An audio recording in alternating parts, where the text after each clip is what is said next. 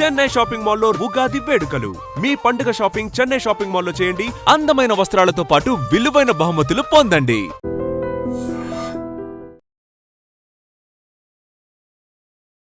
నమస్తే అమ్మా. నమస్తే తల్లి. అమ్మా, ఒకప్పుడుతో పోల్చుకుంటే ఇప్పుడు మన జీవన విధానం మారిపోయింది. అవునమ్మా. ఎందుకంటే ఆడామగ అందరం ఉద్యోగాలు చేస్తున్నాం. చిన్న పిల్లలు జస్ట్ 22, 23, 24 కల్లా క్యాంపస్లో సెలెక్ట్ అయిపోయి 5 అంకెల జీతాలకు వెళ్ళిపోతున్నారు కదా. లైఫ్ స్టైల్ మారిపోయింది. దీంతో పాటు ఖర్చులు కూడా పెరిగిపోయినాయి. ఒకప్పుడు ఎట్లా ఉండేదంటే మనం ఇంత సంపాదిస్తే అందులో కొంచెం ఒక పావు వంతైనా మనం పొదుపు చేసుకోవాలి, నెక్స్ట్ మనం సేవ్ చేయాలి, మన పరిస్థితులకి అనుగుణంగా రేపు రోజున ఏమవుతుందో అనే ఆలోచన ఉండేది. కానీ అంత ఆలోచన ప్రజెంట్ ఉన్న జనరేషన్లో కనిపిస్తలేదేమో కొంతమందిలో అని అనిపిస్తూ ఉంది. అసలు పొదుపు యొక్క ఆవశ్యకత ఏంటి? ఒకప్పుడు ప్రభుత్వ పాలసీ ఒకటి ఉండేదమ్మా, పొదుపు జీవితానికి మదుపు అని. ఆ స్లోగన్తో వచ్చేది. ఒక మాట చెప్తారు, పొదుపు చేసింది సంపాదన కింద అని లెక్క. అదే సంపాదన, అదే సంపాదన, అంతే కదా. ఇప్పుడు ఖర్చు పెట్టకపోవడం సంపాదన కింద లెక్క కాదా? అంతే. నువ్వు ఖర్చు చేయలేదు, నీకు 10 రూపాయలు 100 రూపాయలు అనుకుందాం.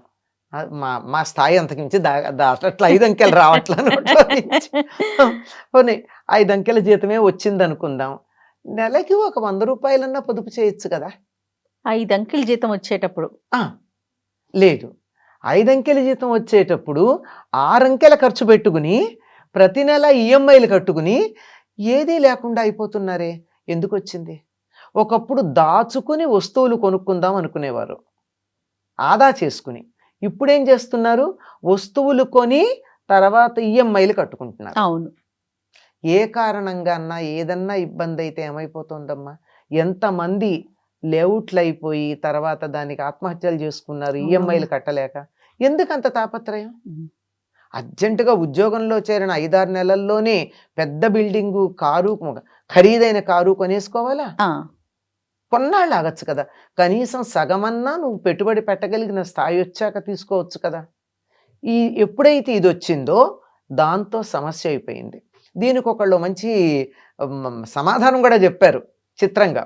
ఏమిటంటే, అదే ఇది మా అంతటి మేము పొదుపు చేయలేకపోతున్నామండి, అందువల్ల ఈఎంఐల రూపంలో పొదుపు చేస్తున్నామని. నిజమేనా అని ఆలోచించాలి. ఎందుకంటే రేపు కట్టగలమా లేదో తెలియదు. ఇవేమీ ప్రభుత్వోద్యోగాలు కాదు. ప్రస్తుతం మీరు అన్నటువంటి బోలెడు జీతాలు వచ్చేటటువంటి వాళ్ళవి ఏవి కూడా ప్రభుత్వోద్యోగాలు కాదమ్మా. అమ్మా, morning hire and evening fire ఉద్యోగాలు ఇవి. కరెక్ట్, అంతే కదా. అదే అంతే. అట్లాంటప్పుడు భద్రత ఏది? నువ్వు భద్రతకి కొంచెం ఉంచుకుని ఆ తర్వాత నీ ఇష్టం వచ్చినట్టు ఖర్చు పెట్టుకో, సమస్య ఏం లేదు. అది చిన్నప్పుడు ఇవి నేర్పించడానికి ఆ పిగ్గీ బ్యాంక్స్ అవన్నీ పెట్టేవారు. కిడ్డీ బ్యాంక్స్, పిగ్గీ బ్యాంక్స్ పెట్టి అమ్మా నాన్నలే కొంచెం డబ్బిచ్చి నువ్వేదన్నా ఒకటి కొనుక్కు తెచ్చుకో, చెల్లరిందులోవి. అబ్బా ఎంత ఉండేదమ్మా, 10 పైసలు వేస్తే చాలా గొప్ప. ఒకప్పుడు వాళ్ళు పావలానో 1/2 రూపాయో ఇచ్చేవాళ్ళు. వెళ్ళి అంతకన్నా దానికే కావాల్సిందో దొరికేది ఏదో తినడానికి. ఎందుకమ్మా, నాకు తెలుసు ఇంట్లో ఉండే గృహిణీలు కూడా వాళ్ళకి నెలవారీ ఖర్చులు ఇస్తే అందులోంచి కాస్త దాచుంచి దాన్ని కొన్ని రోజుల పాటు, కొన్ని సంవత్సరాల పాటు దాచి పెద్ద మొత్తంలో వచ్చాక ఏదైనా ఒక వస్తువు కొనుక్కోవటము అలా చేసేవాళ్ళు కదమ్మా. మన వాళ్ళు ఒక మాట ఉంది కదా, పోపులు పెట్టి దొరుకుతుంది చిల్లర అనేసి. అంటే వాళ్ళు అట్లా దాచుకుంటారని.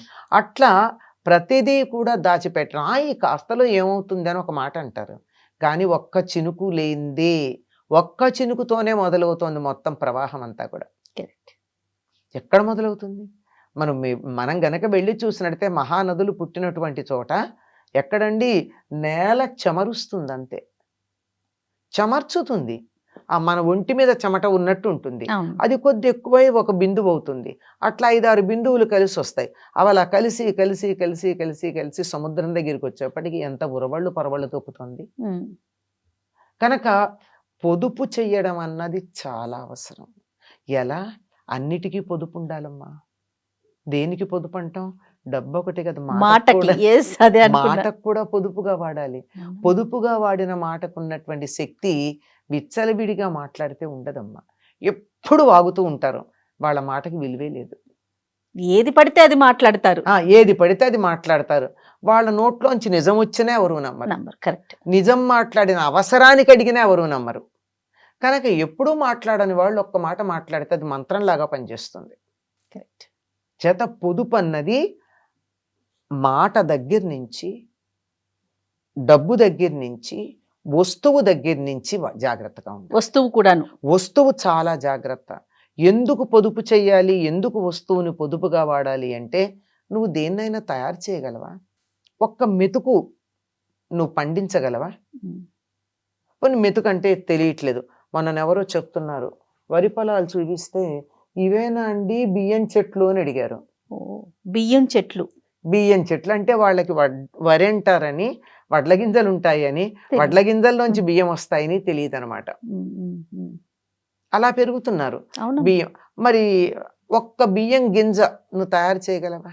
పోని కొనుక్కొచ్చావు, నువ్వు బియ్యం గింజను మెతుగ్గా తయారు చేయగలవా? ఎవరో సహాయం కావాలి కదా. ఖచ్చితంగా. వడ్ల గింజలోంచి బియ్యం గింజ తేగలవా?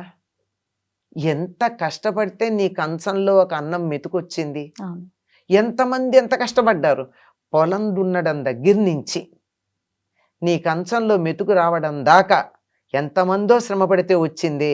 దాన్ని నువ్వు వృధా చేసావంటే నీకు వారందరి పట్ల గౌరవం లేనట్టేనా?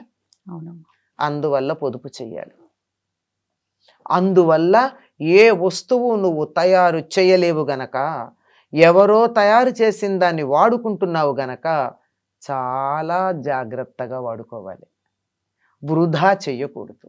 వృధా చేయడం అలవాటైనటువంటి వాళ్ళకి దేన్నైనా వృధా చేయడం మొదలవుతుంది. జీవితాన్ని కూడా వృధా చేసుకుంటారు.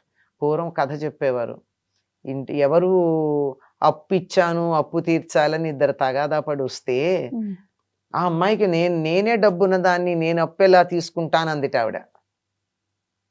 లేదండి, ఆవిడ పెట్టుబడి పెడతానంటే నేను కష్టపడి దాచుకున్నది ఇచ్చాను అందటే ఇంకొక అమ్మాయి. అంటే ఆ పెద్ద మనిషి రేపు రండి అన్నట్ట అని అక్కడ బకెట్తో నీళ్లు పెట్టి లోపలికి వచ్చేప్పుడు కాళ్ళు కడుక్కుని రండి అన్నట్ట. ఈ ధనవంతురాలన్న ఆవిడ 2 చెంబులు నీళ్లు పోసుకుంది కాలు మీద. ఈ బీదరాలు ఒక చెంబుతో నీళ్లు తీసుకుని చక్కగా కాళ్ళ మీద తడిసేటట్టుగా అన్ని వైపులా చెంబుడు నీళ్లు తీసుకుని అందులో కొంచెం మిగిల్చి అక్కడ పెట్టొచ్చిందిట. నువ్వు ఈ అమ్మాయి ఆదా చేసి నీకు ఇచ్చింది, నువ్వే వృధా చేసుకున్నావని తీర్పు చెప్పాట. ఇది కథ, చందమామలో ఉన్న కథ. అంచేత మనిషి యొక్క మనస్తత్వం అన్నది దాంట్లో బయటపడుతుంది. ఎవరైతే వస్తువుని పొదుపుగా వాడతారో వాళ్ళ జీవితం భద్రంగా ఉంటుంది. పొదుపు చేయడం నీ కర్తవ్యం. ఎందుకంటే నువ్వు తయారు చేయలేదు కనుక నువ్వు వృధా చేసే అధికారం నీకు లేదు కనుక పొదుపు చేయాలి. అన్ని వస్తువుల్ని విచ్చలవిడిగా వాడుకుంటూ ఎక్కడా పొదుపు అన్నది లేకపోయినా బాగా డబ్బు సంపాదించేటటువంటి వాళ్ళు పిల్లల విషయంలో మాత్రం పొదుపుగా ఉంటున్నారమ్మా. 1 అరాకంటున్నారు. ఓహో, నిజమేనమ్మా. ఈ పద్ధతిని అయితే ఫాలో అవుతున్నారు. అక్కడ అవసరం లేని చోట ఫాలో, నిజంగా అవకాశం ఉన్నప్పుడు కూడా అంతేనా, అవసరం లేని చోట అనుసరిస్తున్నారు. నిజానికి అనుసరించాల్సిన చోట అనుసరించట్లే. ఎందుకంటే పిల్లల్ని కంటే బోల్డ్ ఫీజులు కట్టాలి, చదివించటం కష్టం అంటున్నారు. మీరు వృధా చేయకుండా పొదుపు చేస్తే ఎంతమంది పిల్లలైనా చదివించుకోవచ్చమ్మా, నష్టమేం లేదు. అంతే. నమస్తే. నమస్తే. And for more videos, please subscribe to iDream. Please subscribe to iDream. Please subscribe iDream. And please subscribe to iDream. For more videos, subscribe to iDream. please like, share and subscribe to the channel. Congratulations, iDream. Subscribe to iDream. Subscribe to iDream. So subscribe to iDream Media. iDream ki iDream team andarki huge congratulations. Please subscribe iDream Media. Please subscribe to iDream. Subscribe iDream. Please subscribe to iDream. iDream అంటే నా కళల ఛానల్ను subscribe చేసుకున్న నోరు తిరుగుతలేదు, మీరైతే గంట గుర్తు కొట్టండి. For more such videos, please subscribe to iDream. Subscribe to iDream. Please subscribe to iDream. Please subscribe iDream Media. Please do subscribe to iDream. Please subscribe to iDream Media. For best entertainment and information, please subscribe iDream. And don't forget to subscribe to iDream.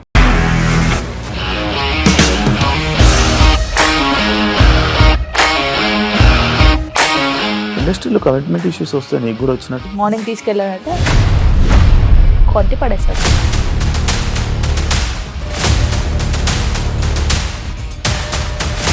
ఒక్కళ్ళు కూడా చూడలేదు ఈ cinema అని చెప్పడానికి కూడా చాలా ధైర్యం కావాలి. అది నిజం కదా, దాంట్లో ధైర్యం ఏంటి? ఇది నెక్స్ట్ డే ప్లేట్ మార్చేస్తే తప్పు కదా. As of now we are comfortable this అని నేను అనుకుంటున్నాను. రష్మిక గారిది మీది ఒకే ఊరు అంట కదా. నీకు కోపం వచ్చిందంటే బాగా తిట్టేత్తరా?